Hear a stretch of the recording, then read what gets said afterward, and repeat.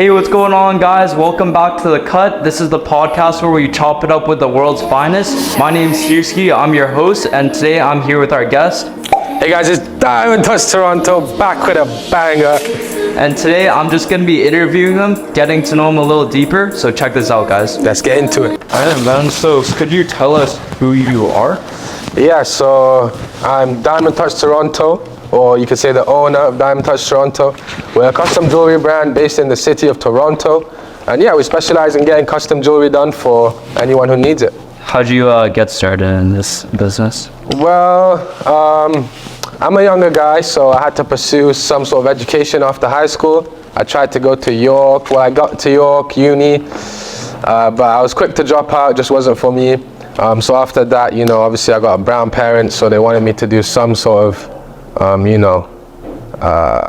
education. So I was just looking into what I could do, and I saw a bunch of jewelers online making videos like Tracks NYC and, you know, Icebox, A Jewelers and all those guys, and yeah, I just liked what they did. So I thought, you know what, I want to get into that. Obviously I like jewelry, all the boys like jewelry.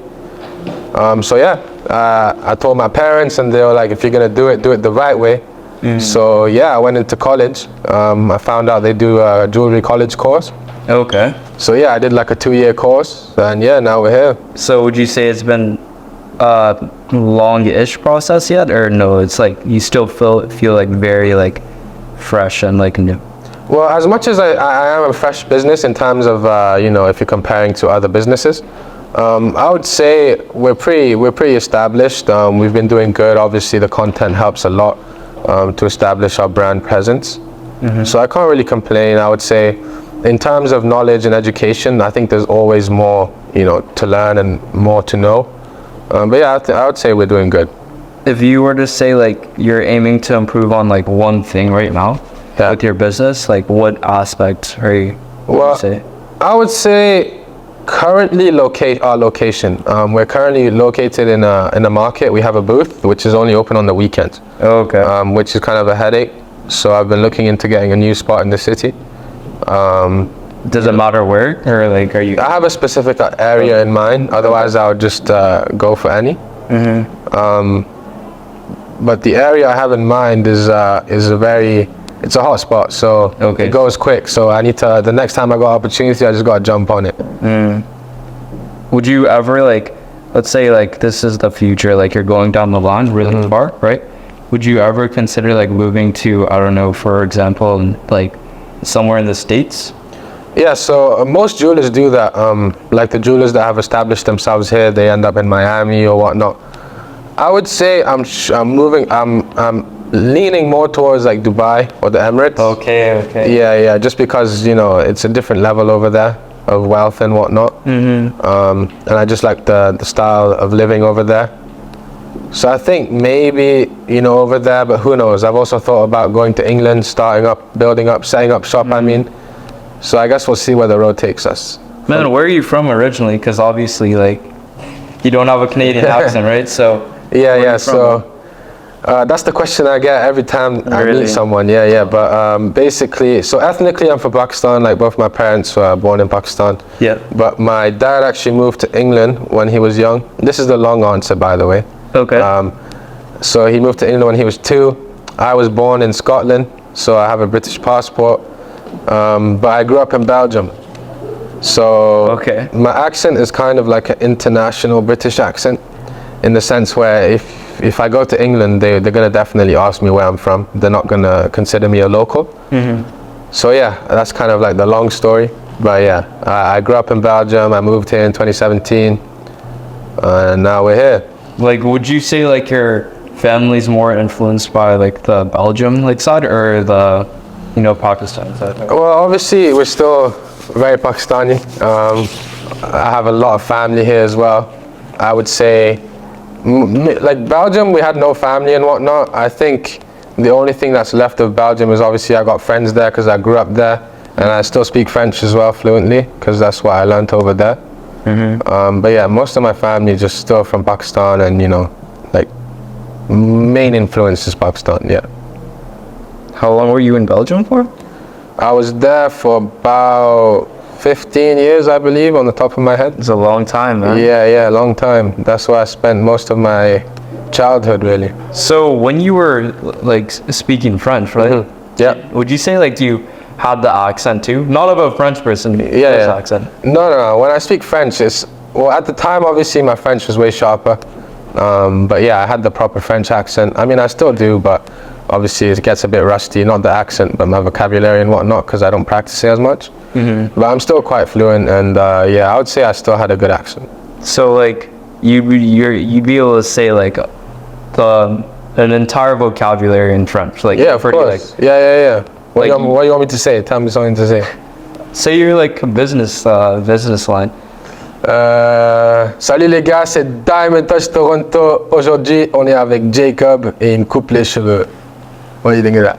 I know what that means actually. Oh, really? Yeah. How do you know French? Today I'm Diamond Touch Yeah. Toronto. I'm here with Jacob and he's cutting my hair. Yeah, that's good. Yeah, I like that. But I don't know how to speak it, man. No, to be of honest. course, that's fair. But would you say like that French is because like obviously you know Quebec and Of Montreal, course, right? yeah. Like I heard those like that French is different from each other. So Yeah. I mean, love to my Quebec people and Montreal people, but your French is not it. wait, what's the difference though between It's that? the accent. The accent is crazy. Like, yeah, man, it's madness. But it's the same language, right? Like Yeah, but even it's kind of like, how do I explain it? It's kind of like English here versus English in England.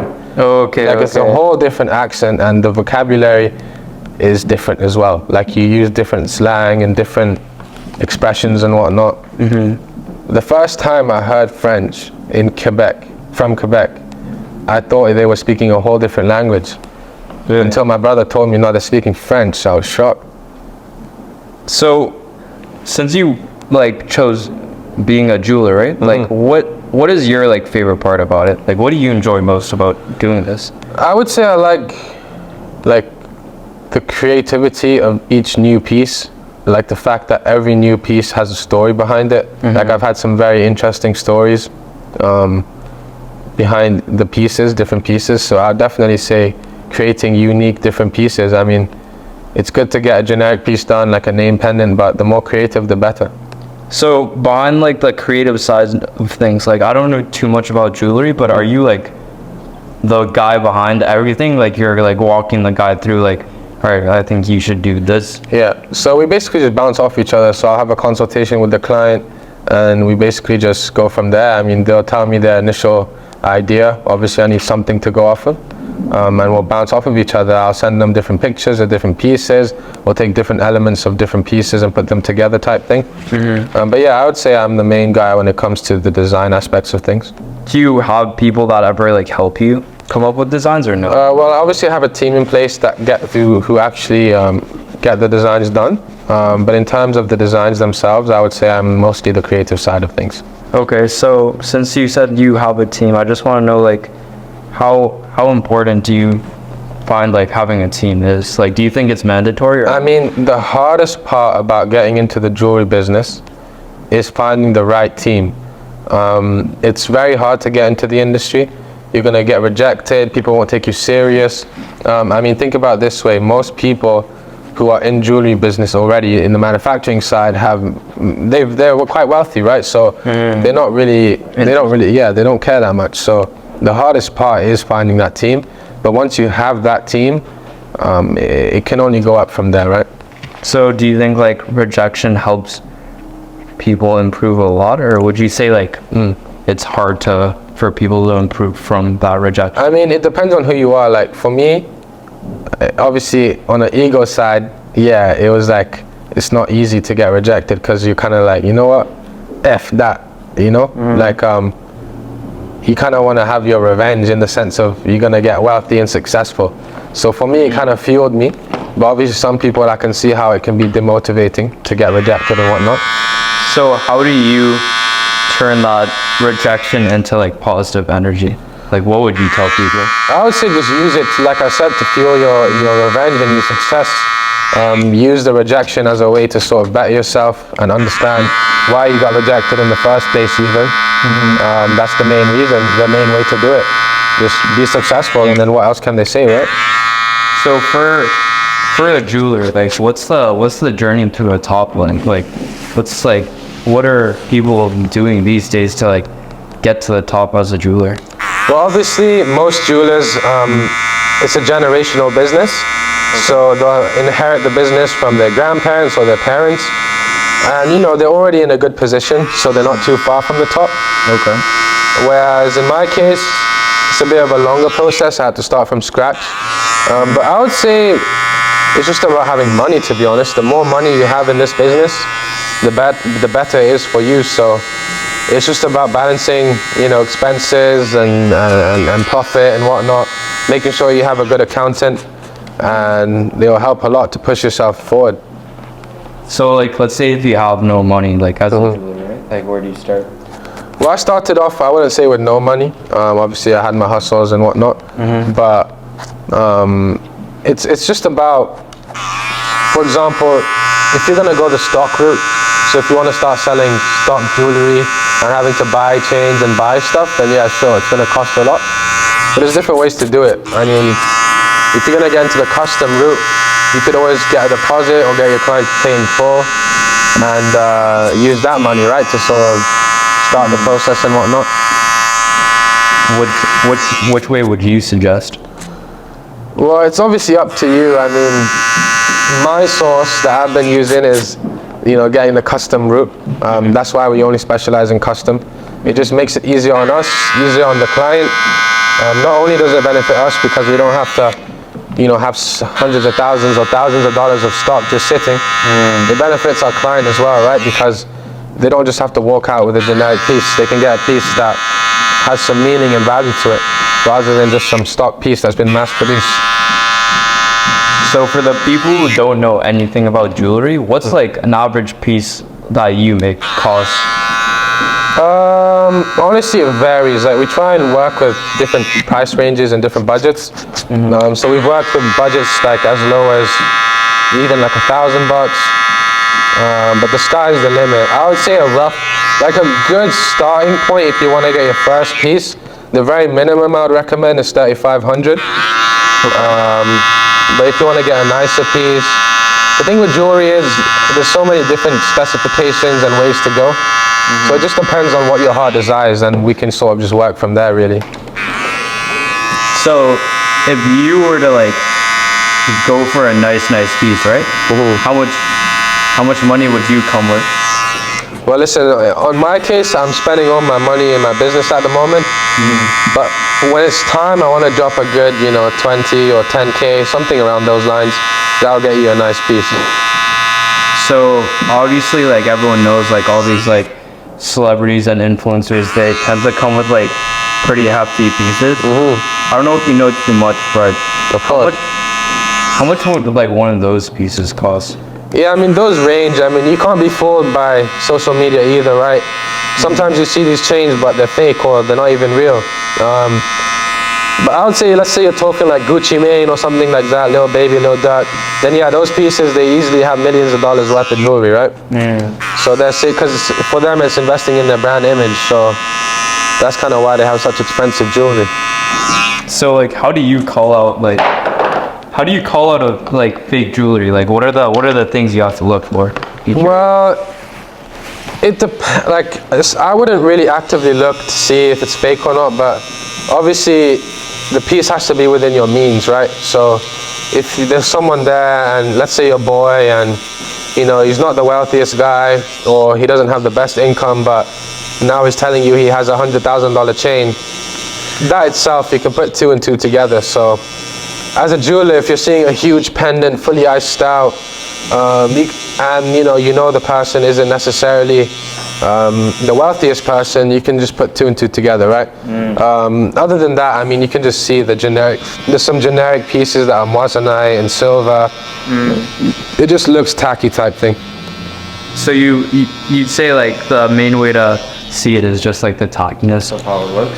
I mean, it depends. Like if you're actually sitting down and analyzing the piece as a jeweler, there's other ways, but I won't bore you with that stuff. It's more so in terms of income, how much money the person's making versus the piece they have, right? That's a big telltale sign, as well as how tacky the piece is, yeah. So like since you've been in Toronto, right? Like, how many people are out here rocking fake jewelers? I mean, you'd be surprised. A lot of people even message us from Moissanite. I'm sure even your homie, I'm talking to the viewers, one of your friends definitely messaged us for a Moissanite piece, but we don't use Moissanite. We don't work with any replica stones or replica gold or silver. We only work with fine materials such as silver, gold, diamonds, rubies and whatnot. So you'd be surprised. A lot of people want to get those done. Is it like how much cheaper is having that type of It's stone? significantly cheaper, especially in the custom world, because there's a lot of labor costs that get involved. So if you're saving costs on the materials, your piece will definitely be significantly less. Like I say, a $5,000 natural diamond pendant would easily be like $1,500, $2,000 in a Moissanite and silver, basically. So I want to know how about for the jewelers, man?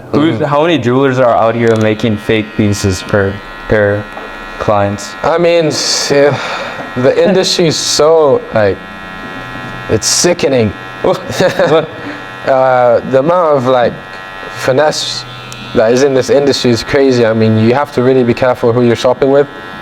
You might not get fake jewelry from all jewelers, but you'll get a mix of diamonds or stuff like that. Or let's say you're paying for 10 carat, but you're getting 9 carat gold. I mean, all that stuff adds up. So you really have to be careful who you're shopping with, for sure. Like jewelers just mix it up. It's basically like they're saving money or making more money, because let's say a diamond costs, let's say 5 diamonds cost $100 just as a random price. Okay. But now let's say they replace one of those diamonds with a fake one or with a less quality diamond. Now that costs them $70 instead of $100, right? But they're charging the client for the $100 worth of diamonds. So there's basically just cutting corners, and a lot of jewelers do that, unfortunately. That's why there's such a stigma behind jewelers being big finesses or untrustworthy, right? But that's why we're here trying to change the game, really. Would you say it's easy for the jeweler to finesse their client? 100%. It's basically like a mechanic. If you don't go to a trusted mechanic and you're not too familiar with the car game, you're gonna get finessed. It's like if you didn't know any better and your tire is flat and you go to the mechanic and you're like, oh, my tire is broken, and they fill it up with air and they say it's $500, we had to replace the tire, we had to do this and that, and you don't know any better, you're gonna pay that price.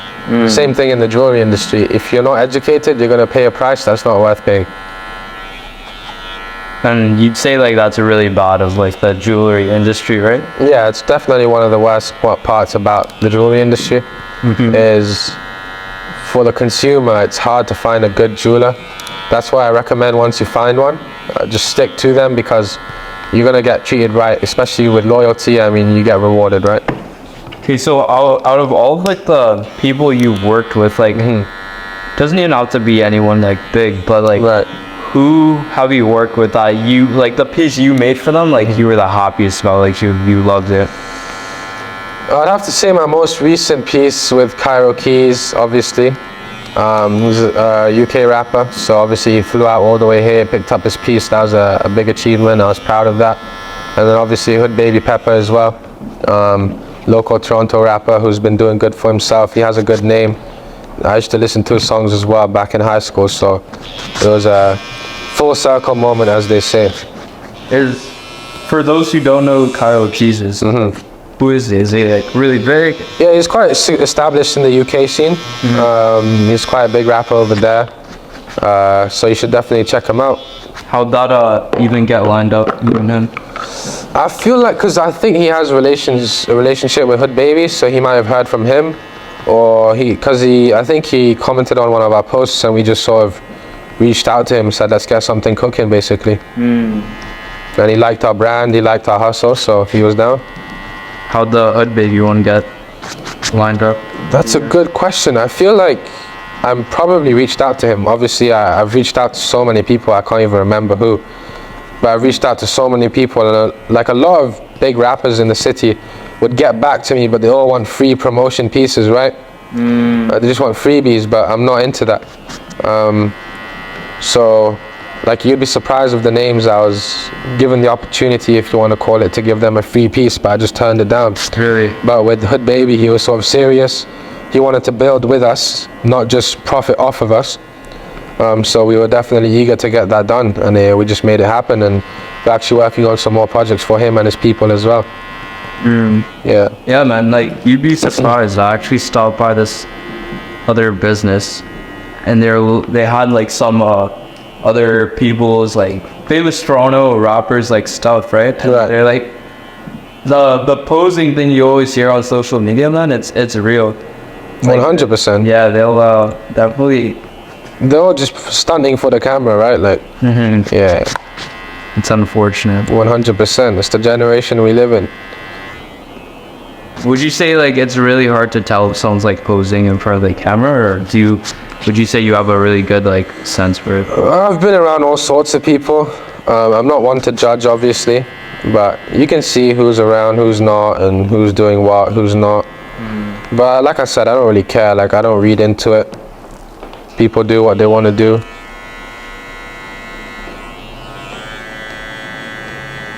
Would you say like in the jewelry business, what's like one thing that clients do that like pisses off like all jewelers? Like, what's that one thing that you hate? I would say one thing that gets on my nerve is, so I tried to find a nicer way of saying what's your budget, because people get so, like, the ego gets in their way and they're like, oh, I don't have one. Okay. But if I give you $100,000 option now, you're not going to go for that, right? So obviously you have a budget. So I tend to ask people, you know, what price range were you looking to get this piece in? And that helped to get around that. But I think that's one thing jewelers hate, is when people are so weird about giving a budget, because with jewelry you can make something for, like I said, $1,000, but you can make it for 100 grand as well, or millions. So it's definitely something we need to know. Would you say some of your clients do that? I would say so at first, but now I've been establishing myself more. I think the trust comes with it as well. Another one that I hate is, I've made designs for people, and then they take my design and they go to another jeweler. Really? Yeah, and they'll be like, oh, this jeweler quoted me X amount, can you do less? And obviously the other jeweler's gonna be like, yeah, we'll do less. That gets on my nerve as well, because obviously I locked in, I made a whole design for you, you were so picky, and now you're going to another jeweler with my design and recreating that. So I think I gotta get some NDAs going or something, because would you say like, do you have to like, do you charge them for designs, or? Oh yeah. So it's basically a simple process. We take a design deposit, which we take less than any other jeweler. Most jewelers require like 60 to 70% up front of what the approximate quote is. But we just take a small design deposit, and it gets deducted from the final balance as well. Okay. Yeah. And that guy still just like went to another jeweler? Yeah, bro. I mean, they go to another jeweler. Like, there's one guy, he paid me $500, went to another jeweler, and now he's upset about his $500 gone. But what can I do, right? Like, I literally told you. And once you start, like, if you want your refund before we make the design, that's fine. But once we have your money and we've made the 3D design, finalized everything, we got to cover our cost as well, right? That's why we take such a small deposit, just to cover the cost. I mean, so obviously like you have a lot of future endeavors, right? But who are some people that you would love to make pieces for? And like, what idea would you do for them? Like, right off the bat. Well, I would say obviously the biggest, so strategically Drake could obviously be the biggest name you could do in the city. Someone like Drake. However, it's not like that's my focus, right? Like, I'd rather show love to local rappers who are doing good for themselves and different. So my aim is to go international. Okay. So I would love to work with different countries, rappers from different countries, and sort of make their pieces for them. Help us get our international presence as well, to show love to these local rappers, right? Because I think making music in today's age is harder than it looks. So if I can be any support, that's good for them, good for me, right? So let's say you're making a piece for Drake right now. Yeah. What design comes straight to your head? Like, what would you do for him? For me, I would say it would have to be something with a dog. Okay. Yeah, or something to do with his latest album, or anything like that. Or yeah, I mean, I'm sure I could get creative with it. To be honest with you, I'm not a huge like Drake guy? Yeah, I don't really know too much about Drake. Who's your guy then? Oh, that's a hard one. Who's your guy, bro? That's a hard. I love French rap, man. Like, if I could make pieces for any French rappers, that would be my dream. Okay, who's a big French rapper? I don't know of any. Yeah. Top of my head, Nino, Gazo, all those guys. But let's say we're talking American or English, bro. I gotta say Lil Durk. Like, if I made a piece for Lil Durk, I'll go crazy. Yeah. Yeah, I'll make him a crazy piece as well. So if you know anyone that knows anyone, you know, I got you. know. Yeah. 100%. So, I want to know because it's just popping into my head, but I'm sure you know of Drake's like his chain where he had like a bunch of like big diamonds on it. Yeah, the engagement ring, that one. Yeah. What do you think of that piece? I think it's definitely, again, one of those 6 pieces that has a 6 story to it. I think it was like 42 engagement rings, solitary stones, for every time he thought about proposing to a woman. So the story behind it is insane, and the piece itself is insane. So I have to give a shout out to the jeweler Alex Moss who made it. I mean, he did a good job. So beautiful necklace. Do you have like any inspirations when it comes to like jewelers? Yeah, I would say obviously there's the jewelers that got me into it. The main one being A Jewelers, based in the UK. I just always liked his style of doing things. Obviously Chax NYC I really like as well. He has a different approach, you know, a bit more controversial, which is obviously in this day and age a good thing. Those 2 would be the main ones that sort of got me into the jewelry game. So I don't know if it has any correlation, but like, are you a big like art guy? Honestly, not really. Like, growing up, my parents always thought I did best art at school. Yeah. But they didn't know the teacher was the one fixing everything. Yeah, so not really, to be honest. I mean, I was into graffiti for a bit and stuff like that, but to be honest with you, I wasn't too active. Did you ever participate in the graffiti yourself? Obviously in legal manners, of course, when it was permitted. Okay. That was when I was younger, right? Yeah. It wasn't like I took it serious or anything. I wasn't even good at it, to be honest. But You just enjoyed. Sorry? You just enjoyed. Yeah, just why not, right? So what's like your family like? Like, do you have any siblings, or is it just you, your parents? No, I got an older brother, a younger sister. My brothers, I'm not gonna say the ages because I like people guessing my age, you know? So I'm not gonna say that ages, so. I think your boy told me your age. Yeah, that's fine, you can know. But for the viewers, What do people guess though? What do people guess? people think I'm 28, I've had 35 before. So in that range, from like 25 and up, I would say. Okay, so it's gonna be a really like off-base question. Ask me. So, have you been around like the dating like scene in Toronto, or no? Not really. I have a follow-up question after that. Fair enough. Let's just say yes for the sake of the follow-up question. Okay, so like for that person like you were with or whatever, Yeah. the Toronto dating scene, like did they ever ask you for like free jewelry? And would you give it to them or no? Let's say hypothetically I have a partner, right? Oh, okay, yeah. I wouldn't really like, I don't think they should ask for it straight up, right? I don't think they would. Like, if that's the person, I don't think anyone would ask that to me. If they do, obviously it's not the right person, but I think more so it's like, if they deserve it, they deserve it, right? I'll do it out of kindness and generosity and love, right? I wouldn't do it just because they demand a new piece, right? That speaks a lot about them if they did. How long would you have to be dating the girl for you to do something like that? You think like minimum? I'll say after the first week. No, I'm joking. I'll say at least, it depends, like, obviously you can get simple stuff, you know, small rings and whatnot, earrings, for Valentine's or whatnot, but something proper, I'd say a couple of years at least if you want me to drop that bag, you know? Yeah. Bro, how is your dating life though? Like, I don't know, like, if you want to disclose too much, but like, Yeah, we'll is keep it that rough? one. Is it rough? Is it good? I would say I've had, minimal issues. I keep to myself. Yeah. I'm in love with my business, married to money, as they say. Yeah. But Would you say you've ever dealt with the bad side of Toronto, like girls or no? Not really. Like, I'm not really into like the club scene and going out. And I think that's where you find those demons when you're searching for them. So as long as you're not searching for them, you shouldn't have no issues really. Have you heard of any bad stories though from any of your boys? Yeah, of course. What's like the worst story you can recall of? That's a good one. I gotta think of one. I don't even know, to be honest. I don't keep this stuff in mind, really. Stuff that's not important, I just forget about to be honest with you. So I can't really think of anything off the top of my head. But it's horror relationships and people that have messy relationships and whatnot. I have some, but I can't really, I just thought of one, but I can't really get into it, I don't want to expose my boy like that, but it gets messy, bro. Some psychotic, psychopaths out here, bro.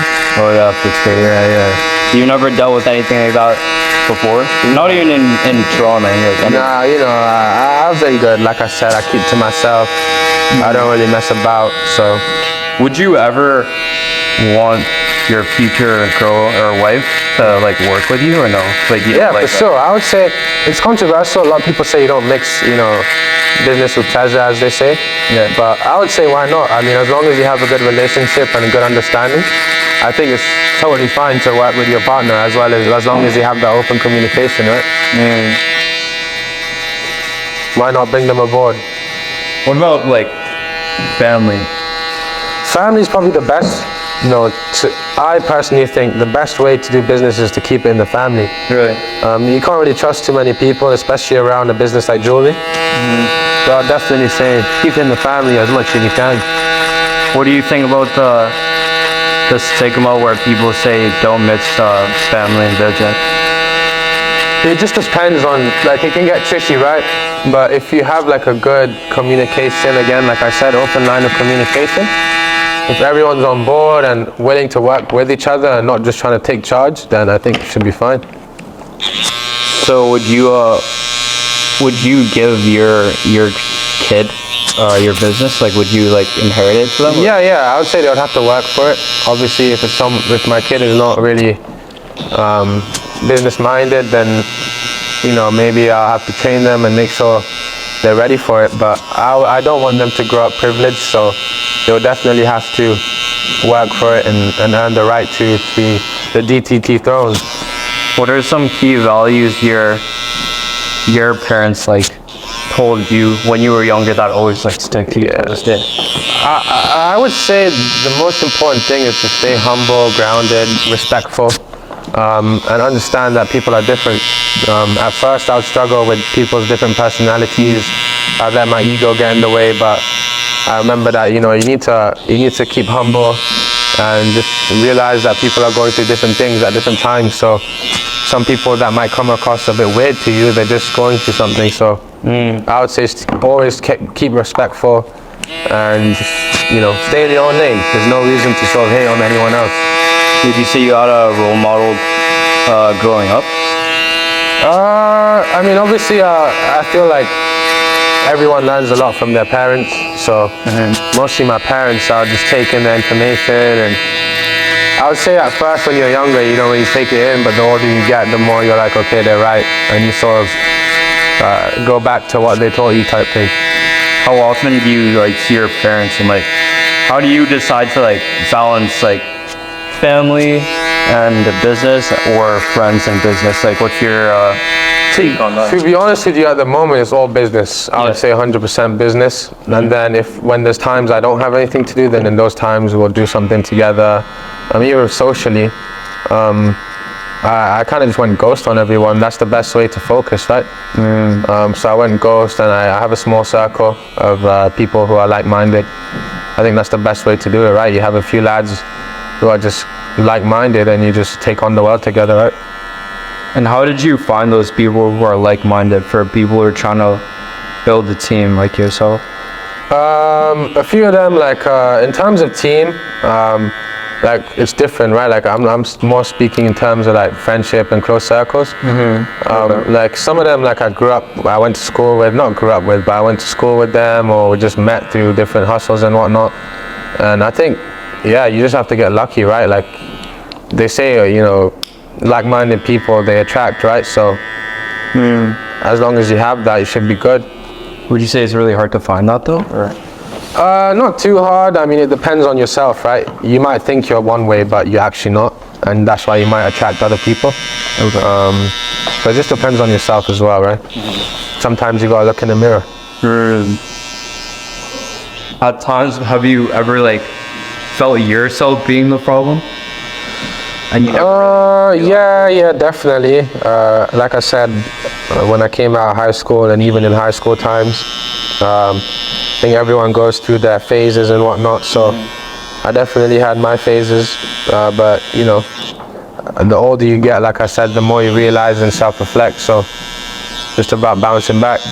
So, has this business, would you say, like, afforded you any, like, luxuries in life? And if so, like, what was that luxury that you, like, enjoyed the most out of doing this business? Well, currently I'm not really enjoying the fruits of my labor. Like I said, I'm just putting everything into the business.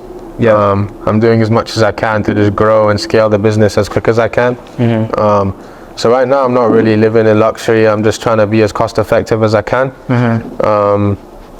And just keep everything in the business instead of sort of just spending money here and there. Okay.